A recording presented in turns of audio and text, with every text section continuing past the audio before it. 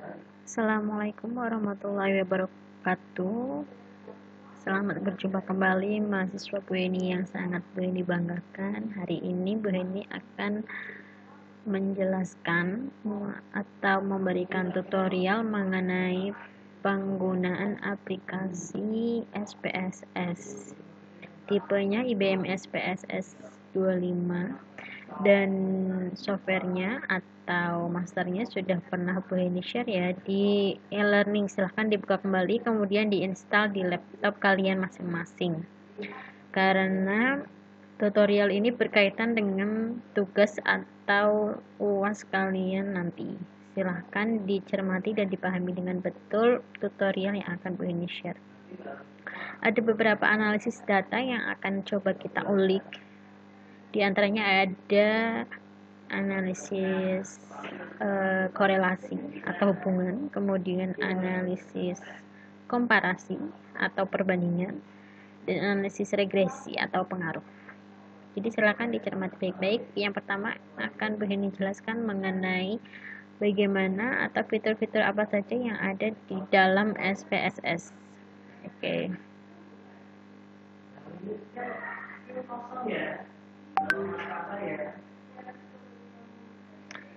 Nah, coba kalian perhatikan ketika kalian membuka aplikasi SPSS kalian yang pertama kali, maka tampilannya akan seperti ini ya. Semoga sama ya. Nah, kalian perlu mengklik new dataset sama seperti kalian membuka Microsoft yang lain, new ya. Jadi untuk membuka lembar kerja baru. Di dalam lembar kerja SPSS itu ada dua jendela. Yang pertama jendela kerja, yaitu di sini ya. Kemudian yang kedua ada, ini udah otomatis keluar, ada jendela output atau hasil kerja kalian. Hasil analisisnya nanti akan muncul di bagian output ini otomatis. Ini adalah di bagian inputnya, yang tadi adalah outputnya. Bagian input ini adalah bagian kalian memasukkan data, memasukkan variabel. Di sini ada beberapa ada dua view, yaitu yang pertama data view, yang kedua adalah variable view. Kenapa ada dua? Karena di dalam SPSS itu mereka tidak bisa langsung seperti peramal tahu kalian itu variabelnya apa, tetapi kalian harus memasukkan variabel yang kalian butuhkan itu apa saja, sehingga nanti akan terbaca di data view. Contohnya di sini kalian akan membuka atau membuat variabel tentang nilai. Tinggal enter saja. Di bagian name ini kalian tidak bisa menggunakan spasi. Jadi kalau mau menggunakan spasi gunakanlah underscore ya. Ini adalah tipenya numerik, otomatis ini muncul semuanya ya. Jadi dari beberapa kolom ini kalau kalian ketik nilai kemudian kalian enter, sudah muncul satu variabel nilai dengan kriterianya seperti ini. Ini kriteria standar. Tipenya numerik, ini lebarnya angkanya maksimal 8, berarti maksimal misalkan ratusan ribu ya. Kemudian desimalnya 2, di sini bisa ditambah bisa dikurangi ya. Tinggal kalian arahkan panahnya ke atas atau ke bawah. Kalau misalkan datanya adalah data IPK misalkan, maka kalian butuh desimalnya 2. Atau kalian mau gunakan nilai. Jadi kalau misalkan kalian desimalnya 2, kalian lihat di data view ya, variabel nilai sudah muncul. Maka kalian tuliskan nilai 75, maka desimalnya tetap muncul 0,00. Tapi ketika kalian kurangi desimalnya, misalkan 0, maka di data view nanti hasilnya 75 tanpa desimal. Ini disesuaikan dengan kebutuhan data kalian. Yang lain diabaikan dulu. Kemudian Bu Heni akan mulai dengan analisis yang pertama, yaitu analisis data korelasi atau mencari hubungan. Jadi nama lain dari korelasi itu adalah hubungan ya. Bu Heni punya masalah seperti ini. Ini contoh untuk mahasiswa PIAUD. Jadi Bu Heni temanya, nah misalkan kalian melaksanakan penelitian, judulnya yaitu hubungan antara motivasi belajar dengan kemampuan membaca siswa TK Islam Az-Zahra. Kemarin kalian sudah belajar jenis-jenis data. Jadi di analisis korelasi, kalau kalian ingat kemarin presentasi dari teman kalian, karena teman kalian kemarin latihannya menggunakan perhitungan manual ya. Jadi perhitungan menggunakan Excel. Kalau kali ini kita akan belajar menggunakan perhitungan SPSS. Jenis-jenis data ada data nominal, data ordinal, data interval, data rasio. Bedanya apa? Kalau data nominal dan ordinal itu adalah data yang berupa ranking ya, masih ingat ya, yang peringkat gitu ya. Kemudian kalau data interval dan rasio ini adalah contohnya adalah data-data pada umumnya, data nilai, data IPK, data berat badan dan lainnya. Nah, dalam analisis korelasi ada dua. Kemarin ada beberapa presentasi mengenai jenis korelasi. Bu ini akan jelaskan dua saja. Yang pertama yaitu korelasi person atau product moment. Yang kedua yaitu adalah korelasi Rang-Sperman. Product moment atau person digunakan untuk jenis data yang jenisnya yaitu interval atau rasio. Jadi data-data yang seperti ini contohnya motivasi belajar, kemampuan membaca, kemudian data nilai, data IPK itu menggunakan korelasi product moment atau person. Sedangkan kalau data kalian berupa ranking, misalkan hasil dari angket yang skalanya misalkan skala Likert 1 sampai dengan 5, maka kalian harus menggunakan analisis korelasi Rang-Sperman. Karena ini merupakan data interval, maka kalian menggunakan analisis korelasi product moment. Kita lihat di sini kita membutuhkan berapa variabel untuk SPSS karena di sini adalah hubungan antara motivasi belajar dengan kemampuan membaca. Siswa TK-nya ini abaikan dulu. Maka kita membutuhkan berapa variabel? Dua ya. Yang pertama yaitu motivasi belajar dan yang kedua yaitu kemampuan membaca. Maka di bagian SPSS kalian di input data, di bagian variabel, kalian buat variabelnya. Yang pertama tadi adalah motivasi. Ini gunakan underscore ya. Belajar. Yang kedua yaitu prestasi. Kemampuan membaca ya. Maka di sini sudah muncul dua, ini bisa dilebarkan, motivasi belajar dengan kemampuan membaca. Sudah ada dua nilai. Ini boleh kita hapus dulu. Kalian sesuaikan desimalnya karena datanya tidak ada desimal, maka Bu ini buat semuanya 0. Kemudian di measure ini Bu ini akan ubah menjadi data scale. Kalau datanya ordinal atau nominal kalian ubah menjadi ordinal atau nominal. Kalau data interval atau rasio kalian ubah menjadi scale. Kemudian baru kalian masukkan datanya yang tadi. Di sini datanya ada 77, 43, 56 dan seterusnya. 77 dan seterusnya. 33 ya tadi. Dan seterusnya kalian input sampai dengan selesai. Itu kalau secara manual kalian input satu-satu. Tapi kalau kalian sudah memiliki data di Excel atau di Word, atau yang sudah terinput dimanapun, misalkan di WA, bisa kalian langsung copy paste di data view ini. Karena Bu Heni sudah punya Excel, maka Bu Heni ingin langsung copy paste saja data ini. Copy, salah di bagian ini. Kemudian Bu Heni pastekan di sini. Nah, otomatis datanya akan terinput di SPSS seperti ini.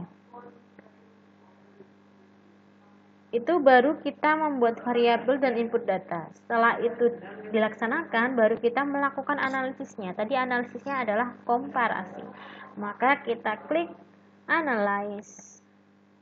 Kemudian di sini ada beberapa contoh atau pilihan analisis, ada banyak ya. Kita pilih yang correlate karena kita akan mengkorelasikan. Correlate, bivariate, dua variabel. Nah, ini adalah variabel yang akan kita analisis. Kalau di sini belum bisa kita klik OK karena belum masuk ke variabel yang akan dianalisis.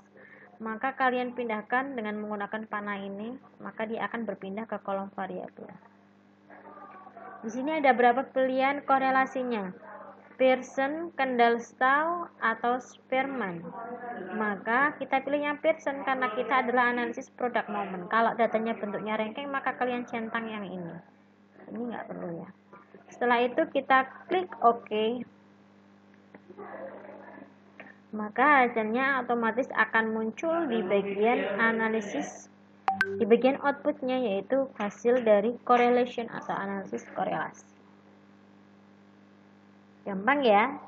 Kalau kalian menggunakan cara manual, maka kalian harus menghitung koefisien korelasi sama dengan N kali sigma XY dikurangi sigma X sigma Y per apa gitu ya.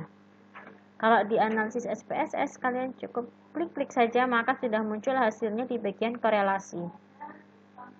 Kalian lihat di hasil outputnya, ini tidak cukup kalian hasilnya tapi tidak bisa membacanya, itu percuma ya. Jadi Bu ini akan buat di Word laporannya, misalkan tadi judulnya adalah Bu ini akan copy.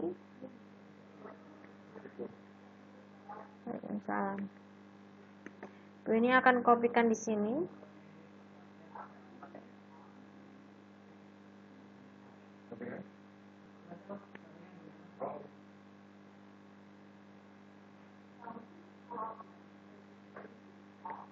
Nah, untuk hasilnya akan Bu tuliskan di bawahnya, hasil analisis. Bu ini akan kopikan. Ini bisa di copy paste ya hasilnya yang dari SPSS.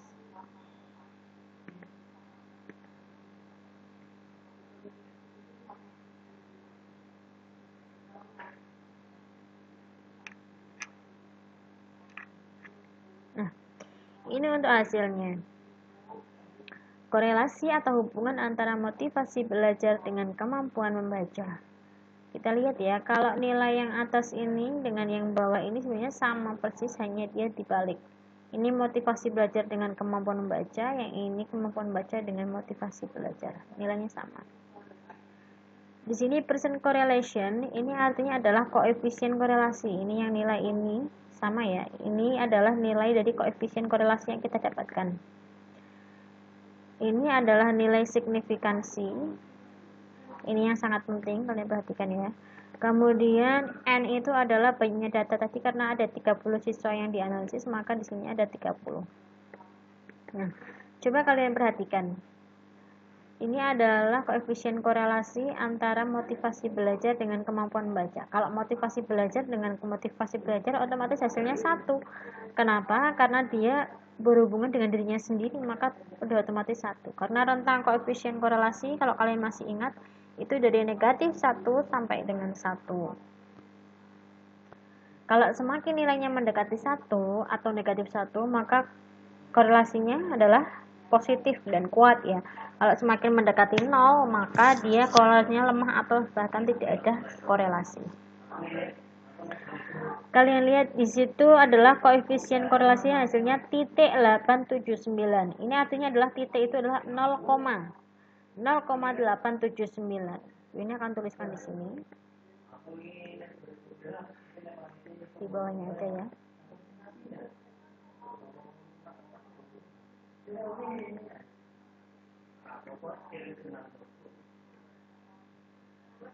Kalian lihat cara signifikan yang kita gunakan yaitu 5%.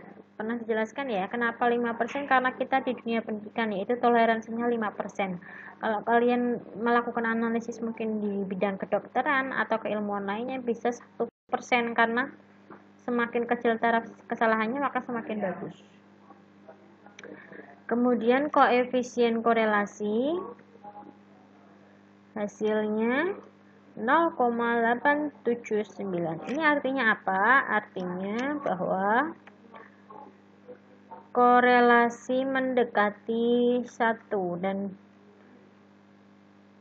maka ada hubungan yang kuat. Kalau misalkan hasilnya di sini koefisien korelasinya 0,015, maka itu kecil karena mendekati 0. Maka hasilnya adalah hubungannya sangat lemah atau bahkan tidak ada hubungan. Kemudian kalian lihat nilai signifikansi two-tailed-nya itu sebesar 0,000. Kita bandingkan dengan nilai 0,05 atau 5%. Besar mana? Besar yang 0,05. Ini artinya 0,00 kurang dari 0,05. Karena kurang dari artinya adalah taraf kesalahannya sedikit atau bisa ditoleransi. Artinya hasil dari koefisien korelasi ini signifikan. Kesimpulannya, ada hubungan yang signifikan antara motivasi belajar dengan kemampuan membaca siswa TK Islam Az-Zahra. Kalau misalkan nilai signifikansinya 0,18, maka kalau ini adalah lebih dari 0,05 sehingga dia melakukan kesalahan yang lebih dari 5%, artinya tidak signifikan. Jadi tidak ada hubungan yang signifikan. Walaupun hasilnya di sini misalkan 0,59, hampir mendekati 1, tapi kalau nilai signifikansinya kurang lebih dari 0,05, maka dikatakan tidak ada hubungan yang signifikan. Bisa dipahami ya? Jadi yang menyimpulkan ada atau tidaknya hubungan atau korelasi itu adalah dari besarnya koefisien korelasi dan juga nilai signifikansi yang harus kurang dari 5% atau taraf kesalahannya bisa kurang dari 5%. Itu adalah penjelasan mengenai analisis korelasi. Nanti silahkan kalian bisa latihan sendiri. Korelasi yang product moment. Untuk materi yang selanjutnya yaitu korelasi Rangsperman akan dijelaskan di video selanjutnya. Terima kasih. Assalamualaikum warahmatullahi wabarakatuh.